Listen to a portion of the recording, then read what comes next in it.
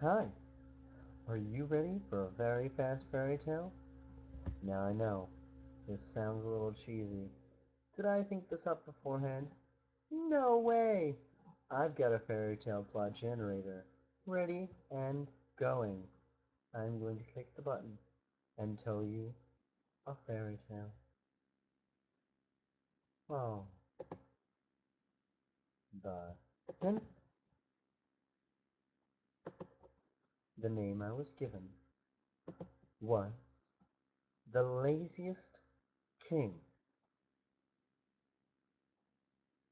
Once upon a time, in a land not so far away, was a young king. The king's name was King Kangaroo.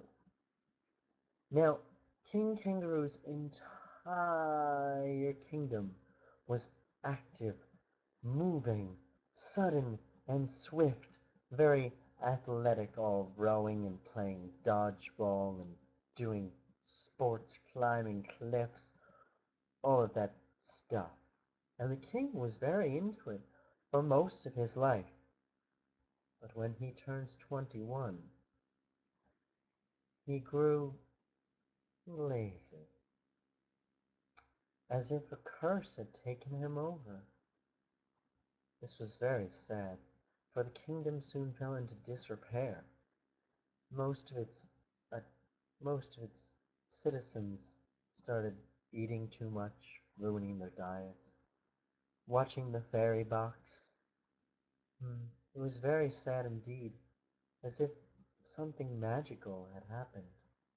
Now, the king's mother also had given birth to a baby girl, but this was unknown to the king. The child was a secret. So one day, when the king was supposed to hold his dance for the kingdom, he declined. He did not show, and when the other citizens showed, they did not dance. They simply sat around and talked to each other on their little fairy devices. Now this was a very bad day. See, the kingdom was very social as well as active, typically, before the curse. And it was believed that only one person could save it, and that should be the king. Out of the darkness of the dance, out of the music that was slow and sluggish, came a beast, the ogre of sloth. The ogre of sloth stomped and smashed, swinging his arms this way and that, knocking people over. He made his way to the castle, where he found the king strewn upon his throne, lazily yawning, being fed grapes by some poor little servant. The ogre said, "I am the one who holds your sister. I know you know not of your sister, but I do. Therefore, you must please me to learn what of her fate." Bum bum bum. The king jumped up. My sister? I never knew I had a sister. My mother kept that a secret from me, as we all already know. "You must do three things for me," said the ogre. "One, you must slay the Jim." The Jim was another beast. Now this beast was not mean. It was just friendly in an aggressive kind of way. It worked in the mountains of the kingdom. It moved about. It was made of tires and swings and climbing ropes. It was kind of like a moving, living, breathing obstacle course, per se. "So," said the ogre, "you must beat the gym. Second, you must show me a dance I have never seen, not involving feet. Third, you must ask your mother what your sister's name is. And so the king yawned and thought and sighed and slowly stood up. Fine, I'll do it. And he walked out of his castle, down through the town, lollygagging about, stopping here and there, sitting on a bench, having a coffee, finally making it to the gym. When he placed his hands upon the climbing rope, he suddenly felt revigorated. It was as if activity could save him and cure him of his laziness.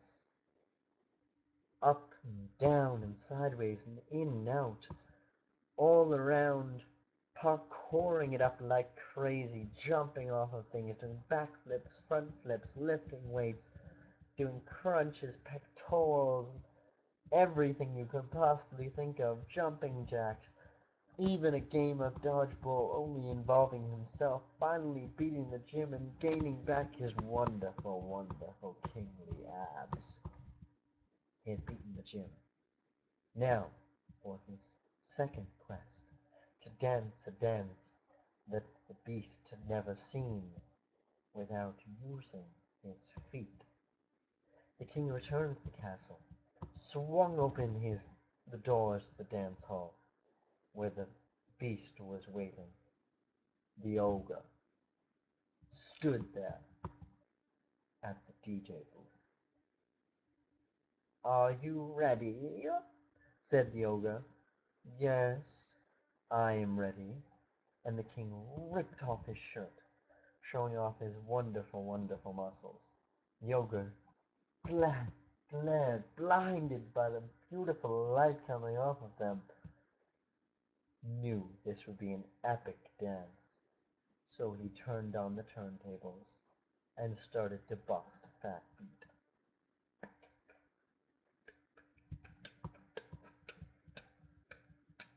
The king immediately sprung onto his hands and started breakdancing, not letting his feet touch the floor once, spinning round and round, just jumping on his hands, doing the worm, making sure his feet never once touched the ground. And when he was finished, he stood on one hand, and the ogre clapped. "Good. Now for your third task. Find the name of your sister from your mother." Now, the king and his mother did not get along very well. She used to be the reason the kingdom was active, until the king got to fight with her. So the king now went to his mother in the tallest tower, knocked on her door, and heard her voice. "Are you finally here to apologize?" "Mother, are you finally here to apologize or not?" "Mother, are you or not? If not, please leave me alone. I'm working out." "Mother, I'm sorry."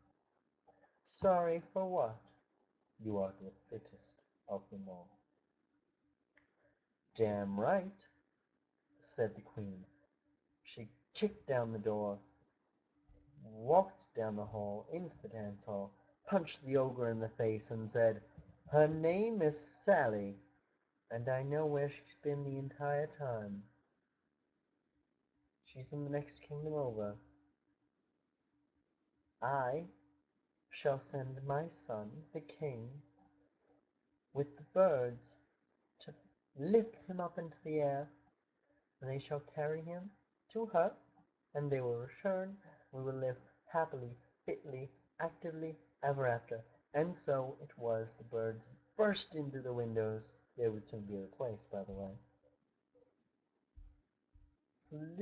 Lifted the king up, took him to the next kingdom, where he found his sister Sally. They were reunited very happily over a cup of coffee.